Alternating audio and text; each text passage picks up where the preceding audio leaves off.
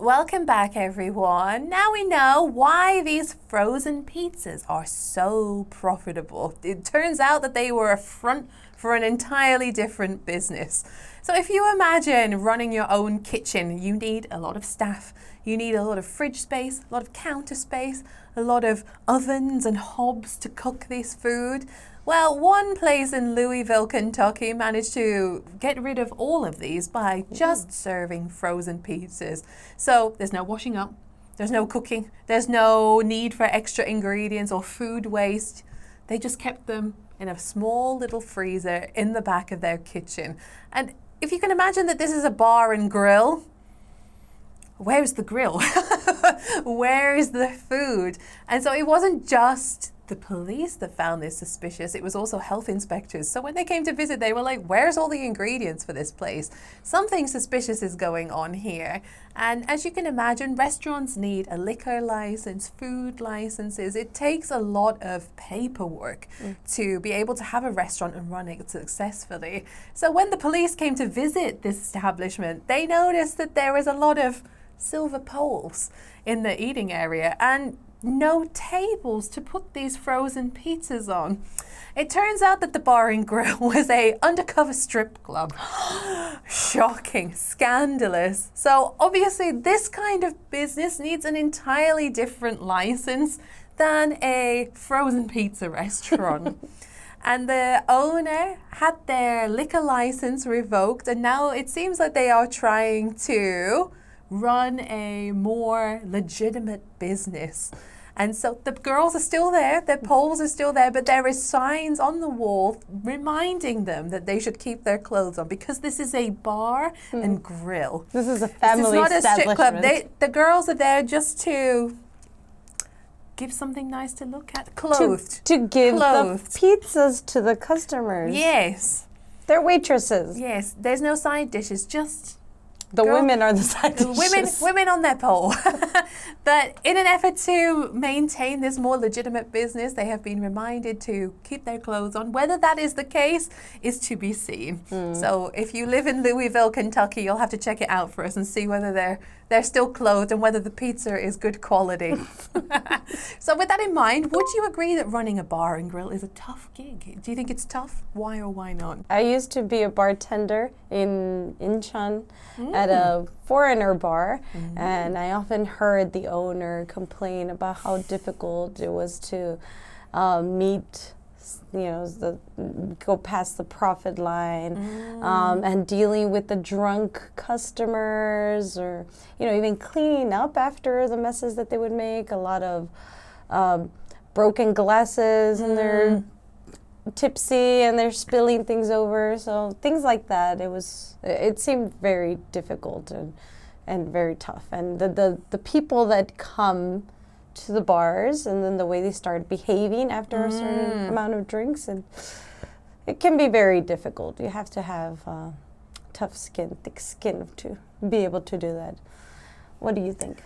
I'm not sure about the financial aspect of running a bar, but when I was at university, I waitressed for 3 years, and in the daytime we were a restaurant, at night we were a bar, and a club mixed together. So I saw both aspects of daytime food, nighttime drinking, and cleaning up always was one of the hardest things.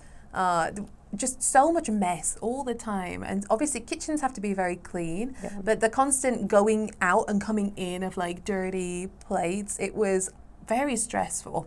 And then at night, you cannot imagine how much mess was in this bar at the end of the night, and we were very tired and just wanted to go home, but we had to clean before they came in, and the staff came in for the morning shift. I hated it. So working in a bar, so fun. Cleaning a bar, nightmare. Absolute nightmare. So I imagine for running a bar and all of that being your responsibility, it's your glasses that are being broken, it's your plates that are dirty, it's your qualifications that you need to prove to the safety inspectors that you are capable of running this establishment. I think it would be super stressful.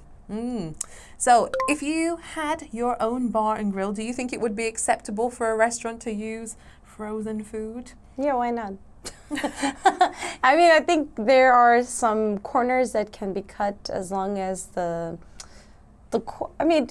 frozen food doesn't mean that the quality is not good. So many people automatically think frozen food, it's not fresh. And sometimes it's very difficult to get fresh products, fresh ingredients. So yeah, I don't think frozen food has anything to do with the end result. As long as if the people like what you're giving them, then if it tastes good and you make it in a way that they can't make it, or even if they can make it at home, but you're giving the atmosphere and bringing it to their table hot and ready, they just have to show up and sit and wait for it to be served. So I don't think it's a bad thing. What do you think? What is your opinion?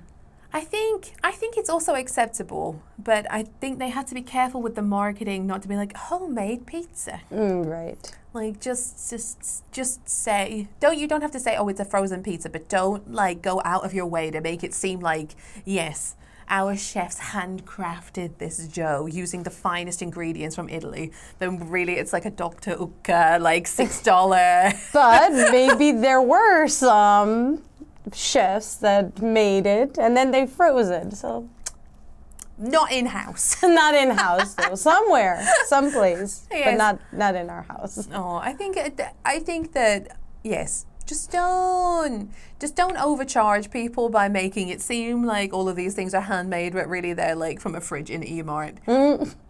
I think you need to make the distinction and set your prices fairly for the product that you are giving to your patrons. So we hope that you enjoyed the article today. Maybe you can eat frozen pizza for dinner if we've given you the munchies talking about all of this frozen food. Remember that there is some vocabulary from this article that we would like you to try to incorporate into your everyday life, and we will see you in the next video. Bye.